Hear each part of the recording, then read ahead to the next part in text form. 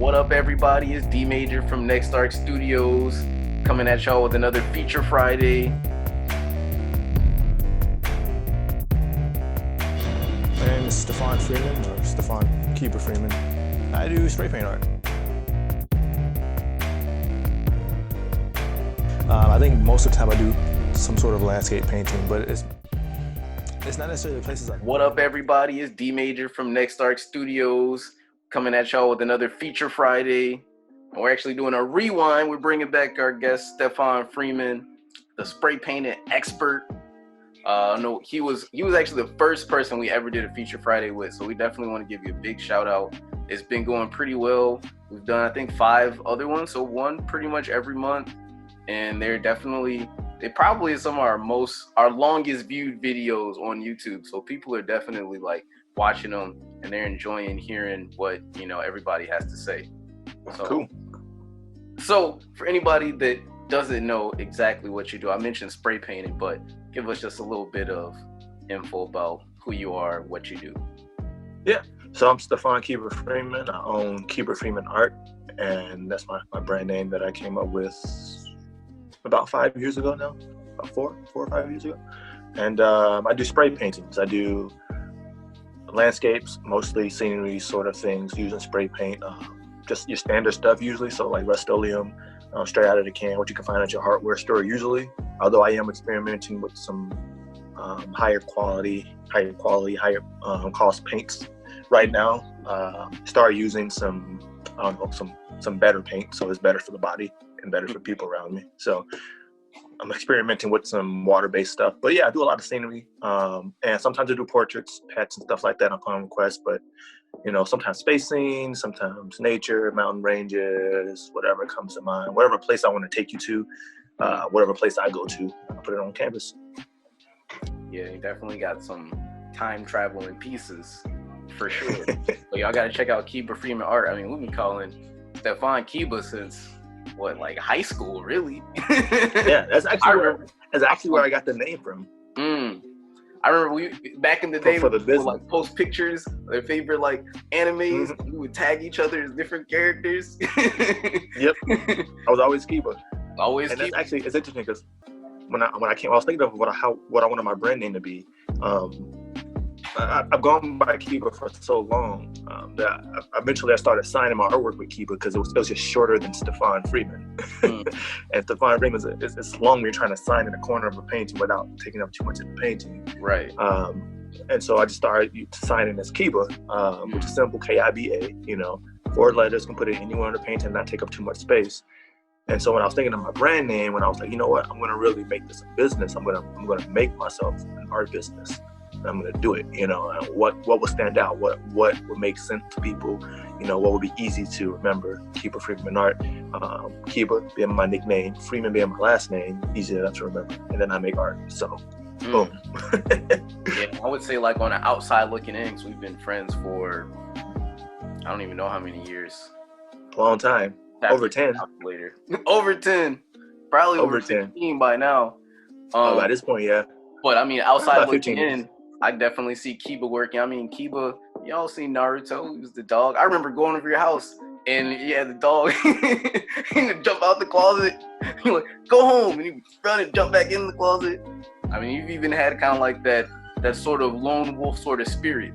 Because, a wolf can be part of a pack and work as a team, but they also have their own goals and what they're working towards. So I feel like, Kiba embodies you very well.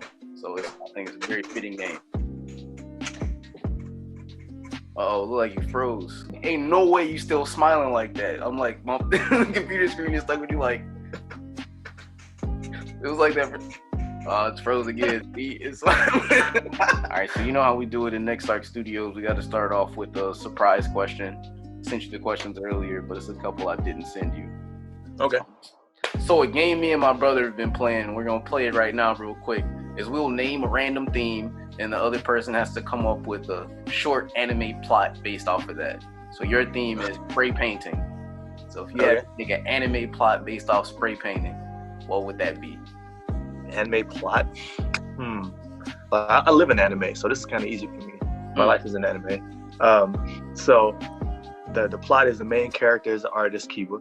and he is creating these different worlds for people to visit, because on the planet that he lives on, it's just kind of bland, kind of boring, and so him and a couple other rare people can bring these places to life by painting them with spray paint. Spray paint is outlawed currently because the government don't want you to be able to visit these places. But few people have some pliers, and they use these paintings to help people escape, to different worlds, so they can enjoy a little bit more out of life other than just working at mundane jobs or working for the government. So they'll have like secret little hideouts where they can, you can get to the hideout through the painting, and you have to have a certain access code or something like that to get through. And so it's kind of like it's an adventure sort of piece where they eventually find these worlds where they didn't know they can create certain types of worlds that collided with the world they came to, and they're trying to, take over one world, or the world they created is trying to become the main world, the Earth world, Oh, snap. So I just took a huge power jump. It's like yeah. Now the painted worlds are visiting our world. Yeah. I mean, when you expect to happen if you can visit another world, other things are in that world. So eventually they're going to want to figure out how to visit your world, and whether they want that to happen, how to something different. But there you go. Man, you find out the government suppressing graffiti because they don't want us traveling into different dimensions. Stay woke. All right, that was a great answer, man. That was a lot of fun. All right, so every person's journey is a hero's journey, so we kind of base our interview off of the hero cycle. So the beginning of the hero's journey, there's that passion and that embark into the new world. So what really got you into, what I'm interested in is spray painting, because I've known you as an artist for a while, but like then you transition into that sort of medium, and even the sorts of things you can do with that. What sort of led you into this magical world of spray painting? Well, it actually started with an adventure, oddly enough. When I was an undergrad, before I graduated, I traveled to Italy. I went there and I studied art history for part of the summer. This was like in 2013, I think. And while I was there, I saw a whole bunch of stuff, interacted with, and I've always wanted to go to Italy, actually. Side note, I actually took Italian in high school for a couple of years because I wanted to eventually study art in Italy, because you grow up, you learn about all these different Renaissance painters and all these Italian artists always come up when it comes to like top tier artists of the past. A lot of times the Renaissance and stuff like that comes back to Italy. So I wanted to see what was going on there. What's so special about this place? So I always wanted to go there and study. Right. Finally got to do that. And I was there for part of the summer, and I took full advantage. I mean, anytime I wasn't doing stuff with the classroom, I was out exploring. I was out talking to the locals. I was out investigating the local artists and hanging out with different people and meeting new people, because that's just the kind of person I am. I mean, I am the protagonist of my story. So, and so when I was there, I first encountered spray paint art when I was at a festival with some friends or something. After getting back in from classwork or whatnot, we went out to the square, and there was this big, like almost like a party, almost like a festival happening, and it was just like in the little plaza there, and they had artists painting, they had people dancing, people playing music, everybody's having a good time, and then they had these artists with their the whole setup, and they was painting live with spray paint, and this is my first time actually ever seeing it, especially in person. And so everyone around us was like mesmerized. We're American tourists. This is super cool. Everybody I was with was trying to buy everything. They were like, "Oh, that looks awesome! I want to buy that one. I want to buy that one." Chicago, so yeah. And I was more interested in the process. I'm a very process-oriented artist, regardless of what I'm doing. And at the time, I was really interested in the process of film photography and printmaking, both of which older processes, but a very heavy process-oriented art forms. Right. So I was really interested in the process. What are you doing? How are you getting these effects? What are you doing with the cans that's different than what other people do, and that sort of stuff. And so from then, I just kept going back to watch those guys paint whenever I could, whenever they were out there, just trying to pick up whatever I could. And eventually I was like, you know what? I'm gonna learn how to do this. I don't know how, but I'm gonna learn how to do this. Right. Fast forward, a couple years later, I'm getting ready to graduate my senior show. I had to figure out what I was gonna do. Again, I was at the time doing a lot of spray paint. I wasn't doing any spray paint stuff really. I was doing printmaking and I was doing photography. But I had to figure out something for my senior show, my senior thesis show. What am I gonna do? Am I gonna do printmaking? Am I gonna do photography? Why do I have to choose the two? You know? So I tried to figure out a way to put them together, and that glue that I used to put them together was spray paint, and it was kind of more of a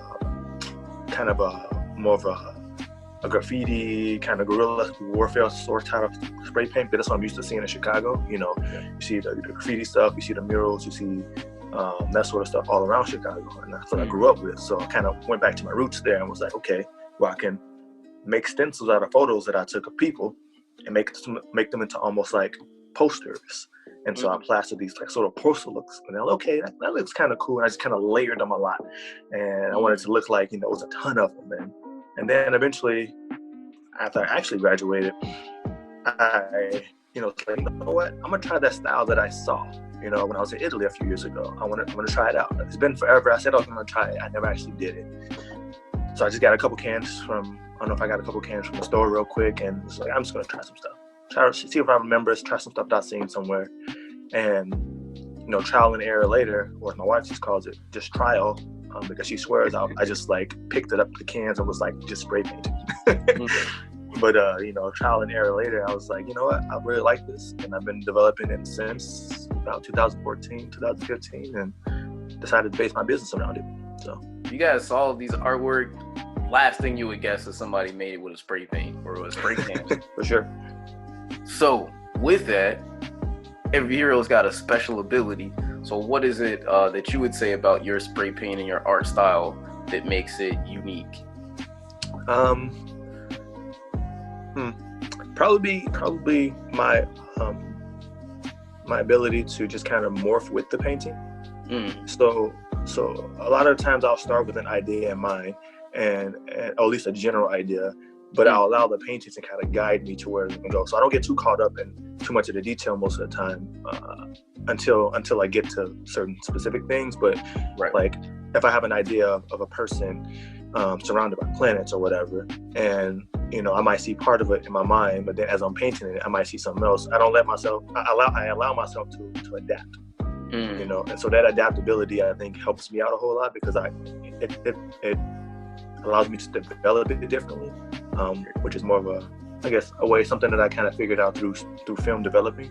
You know, you learn the basic process, but then you allow yourself to kind of play around with it for a little bit, and then you allow yourself to develop it a certain way. Like, yeah, I could do a perfect photo of you, or I could do a dream world view by layering these things a certain way, playing with the timing, you know, playing with my hands and doing all different sorts of things. So I think my adaptability definitely makes a difference.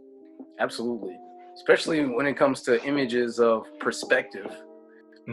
So, you know, I bet a lot of people probably ask, like, wow, how do you get like these sorts of ideas? It's really like allowing yourself to be connected to that flow.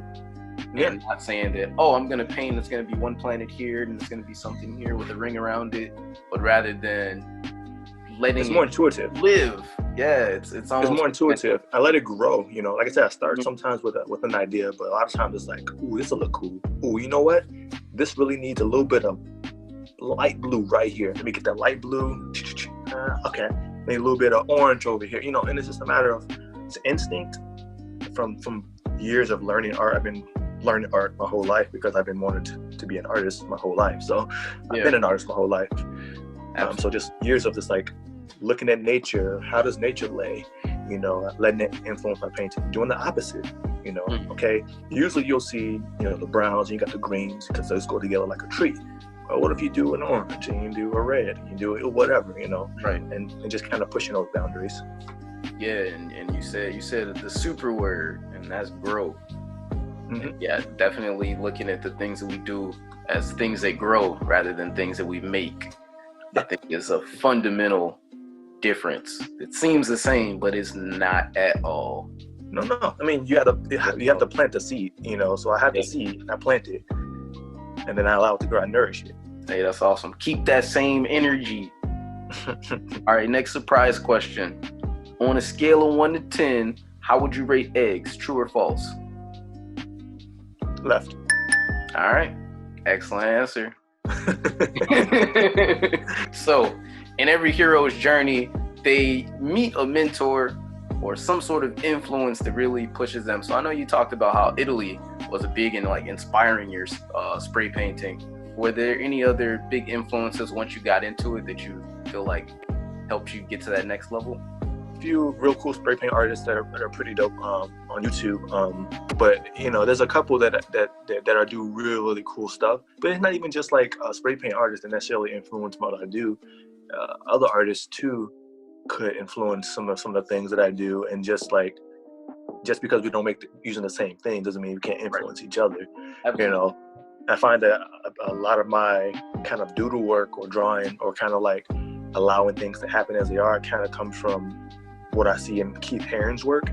And he did a lot of pop stuff. And if you see my work next to Keith Haring's work, there's no similarities seemingly. But so it's not necessarily directly derived or directly from it, but it's just the idea of, you know, art should be for anybody. You know, art should be for the average person. It can say something. It should transform you somehow. And he did it with more simple caricatures and figures, and he kind of plastered them all over the place, and, you know, real big in New York and stuff like that. I don't do that necessarily, but I do make work for the average person. I do make work so the person who's viewing it can escape from whatever they're trying to escape from, or to enter that world. My wife, Jenna, she keeps me honest and humble, and she always lets me know if something looks terrible. And or she doesn't let me know if something looks terrible. She lets me know if something doesn't make sense. Yeah, which is different. That's important. You got a lot of people like, "Ooh, that's real cool, man." Like, yeah, I appreciate that, but I need to know what you really think about this. Like, right, you know, and it's not even that like she doesn't like it. She just questions, okay, right, what were you doing here? Okay, why did you do that? Okay. And then it makes me question and be like, why did I do that? Or why is that there? Or maybe I have an answer. She's like, okay, now I understand it more. That makes sense. And that makes a difference in whether I explain it in the title or if I just let it be as it is, you know? But yeah, I don't know. Otherwise, I don't really, I allow the world to influence me. Yeah. If that makes sense. It's kind of a catch-all answer, but it's true though. I mean, it's true, and it's definitely apparent through like a lot of what we've just kind of talked about. It's like your art and just the process of it. So I mean, it all makes sense. My biggest muse right now, as inspiration, is my daughter, and she's reteaching me how to see the world in a very imaginative way. So she's almost like a mentor too. you know, that's awesome, man. It's time for when things get rocky. You know, Hero, they're doing well. They met their mentor. They're doing great. But everybody has those obstacles and those challenges that really test and make them ask themselves, why am I doing this? This is something I really want to go forward with. And I know that you've been taking like that transition of doing, you know, art as a passion and really doing it as a profession. You've been in a lot of art shows, been commissioned for different murals and, you know, things of that nature. So just in that process, what was maybe like one of those obstacles that really was like, man, I got to push through this? Well, honestly, like every job I don't get, it's like an obstacle almost. And by job, I mean like, in the art world, at least the part of the world I'm in, if I want to do a mural, a lot of times you have to apply for certain mural calls or certain art calls. And a lot of times they want you to submit like a proposal for your idea, and you're in a pool of however many people that apply, and it's a certain amount they're willing to pay, and all that sort of stuff. It's a job, right? So whenever I apply for these jobs, you know, I put a lot of effort into, hey, I'm gonna make this look, you know, as good as I can. You know, I don't just do drawings that I submit. I always do a painting that I submit. So like if it's gonna be a mural that's, you know, 10 feet tall by 20 feet wide, I'm gonna do it on a 10 by 20 inch canvas, so it's proportioned to how it's gonna look, and the colors are gonna be what the colors are gonna be. And yeah, the mural itself might have a little bit more detail because I'll have more space to do it, but I want it to be as close to the idea as I can. Like, this is what I'm seeing. So you put that much effort into it just to not get the job. You know, it's always a little heart-wrenching. You're like, ah, man, like what about this didn't they like? Right. But then at the same time, every time I do that, it pushes my artwork to the next level, I feel like. And every time I've done like a piece that was meant to be a mural, I end up developing other paintings from those ideas that I learned from that piece. So it's like, yeah, there are obstacles, and it sucks every time to not like get those jobs, but I get other jobs eventually because of things that I learned from trying to get that job. So they're obstacles, but they're also like, I don't know, stepping stones. So what would you say, like, while it was happening, that really just kind of helped that fire stay going, where it's like, man, I spent 12 hours, probably more sometimes, I'm sure, working on this, and they didn't like it. And there's another one. I don't know if I want to do this again. What's really kept I don't get too down on myself a lot of the time. My approach to life is much like film photography. You know, you got to develop from the negatives. Yeah. And so bars. Yeah. Bars. You know, so it's like, yeah, it may not have gone exactly how I wanted to, but that negative, or what seemingly negative, made me better in a different way. Yeah. And I don't know. I don't spend too much time. Like, I'm ambitious, but I'm also carefree. Right. You know, so you know, if I was in the Avatar world, I'll probably be a fire airbender. I don't know, but you said it earlier. It's not weird. You're an anime character. Every time I don't get a job, it's, you know, they say, you know, one door closes, another one opens. You know, I just allow myself to be ready for the next opportunity. You know, so yeah, I didn't get that gig, but because I worked hard on that gig, someone else saw what I was doing, was like, yo, I like that. Could you do blah, blah, blah? Or they want to hire me to do something else. Or like another gig opportunity would come up that I wasn't expecting, or would not have come up if I hadn't been so ambitious about the first one, you know? So I don't know. I keep myself going because I'm going to create anyways. And if I can help influence someone else's life or day, you know, with something that I saw in my head, or with my eyes that don't actually exist, but may, you know, helped it to grow into existence, then, you know, that's a win. So absolutely. And that's excellent advice. Everybody out there, remember that there's a lesson in every L, and as long as you open to learning it, then it ain't gonna be a loss. I love what you said, that your wife Jenna was saying, that trial and error, no, it's just trial. If that error means you doing something that you was looking for, then how was it a mistake? How you gonna credit the stuff that didn't work out if that's what got you where you want to go? What would you say is one of your triumphs? Something that you're really, really proud of being able to do as a artist thus far in your career? So last year I did a competition called Trash Canvas, and that's when here in Stevens Point, downtown, the organization in town called Create Portage County, they do a lot of things with artists, musical, film, all that sort of stuff.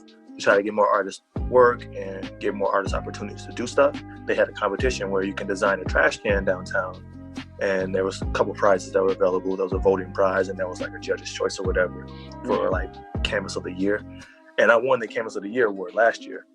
And so that was like, it was super unexpected because I just went into it thinking, oh, I just want another mural opportunity, because the more mural opportunities I have, I can have more murals on my resume, you know, on my CV, and be like, hey, I've done XYZ murals. You know, I got these 4 murals on Stevens Point, this one in Wausau, this one in, you know, blah, blah, blah, in different areas. Like, oh, okay, you have a reputation for doing these sort of things. So I was like, okay, it's an opportunity. I'm just going to put my best mark on it, and I'm just going to have fun with it. I wasn't even trying to win. I was just having fun. And so then, like, it was a big festival, and they announced like the winners of the Canvas of the Year and of the People's Choice. And I hear Stephon Freeman at Kiba Freeman Art. Again, I wasn't planning to win. I was still out painting, having fun, talking to people. You know, I was painting live. And I just hear my name, like, wait, did I just hear my name? Right. You know, so they announced it. And so that was super cool. And that was I think that was a pretty big accomplishment for me. So what would you say is a lesson that you've learned, or you'd like other people, more so a lesson that you think other people could learn from your journey in spray painting? Practice makes better.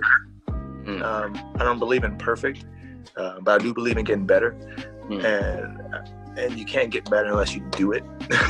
Yeah. So I think that's my take all for anyone. But specifically for me too, it's always a little reminder for myself. You know, dreams don't work unless you do. Bars. Bro, when are you gonna get on the track? If you could spray paint any famous monument, landscape sort of thing, and this would be under the premise that it wouldn't like degrade any of the historic value, or it wouldn't be considered disrespectful to spray paint on this thing. But what would be that famous monument or landscape or whatever, and what would you spray paint?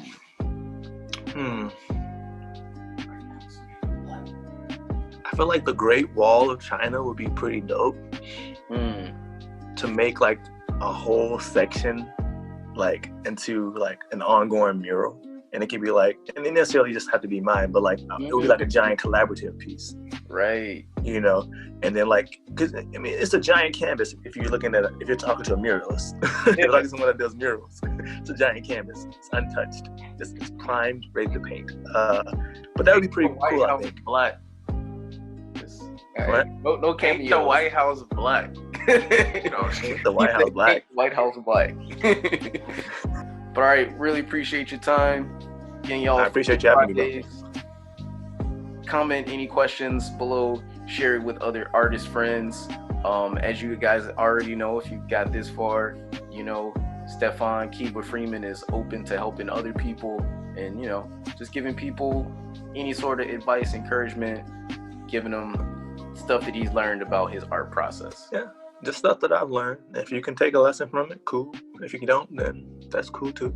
But yeah, I'm on Facebook, I'm on Instagram, and I have a website, all under the same name, Kiba Freeman Art. All right, man. Peace. Take it easy. Peace.